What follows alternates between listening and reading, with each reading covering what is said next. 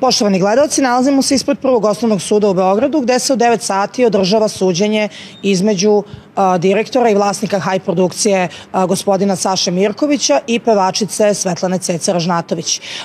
Kao što smo i u medijima imali priliku da saznamo, pevačica je tužila producenta i vlasnika Haj produkcije gospodina Sašu Mirkovića za nematerijalnu štetu. Kako će teći ovo suđenje i da li će se pojaviti, saznaćemo u nastavku.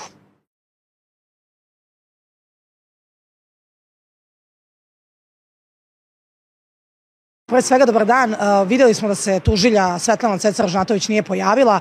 Što imate da kažete tim povodom? Pa nemam ništa kažem, znači to govori o njoj, ne o meni. Ja sam svoj iskaz dao pred sudom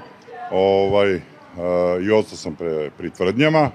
Naravno, znači, što se nje tiče, ona je imala navodni let za Stuttgart u 6:45, znači vrlo rano otišla na tezgu, tako da jednostavno sud je naložio da dođe sledeći put. Ukoliko ne dođe, raspisat će valjda potragu ili šta god, ili će dosti, tako da ja očekujem da sledeći put da se konačno ona i ja pogledamo oči u oči i da kada ste se vi poslednji put susreli sa Cecom Ražnatovićem?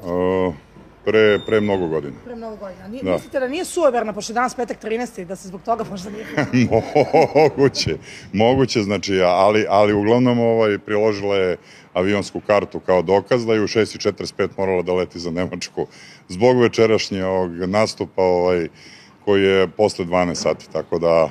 Rekao bih da biste se zadržali više od sat vremena, Boga mi... Pa jesam, znači, odgovarao na pitanja sudije i njenog branioca, izneo, znači, one pretnje koje sam dobio od gospođe Ražnatović, zato što od nje i od njenih,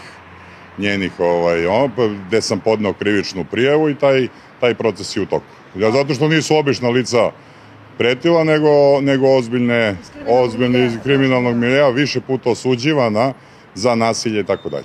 Evo, moram da vas pitam, i 10. februara imate isto suđenje sa Cecom Ražnatović, što je izašlo u medijima, čini mi se. A ja svaki put očekujem da je vidim, ali ona nikako da dođe. Da smemo da pitamo na koji iznos vas je tužila? 500.000.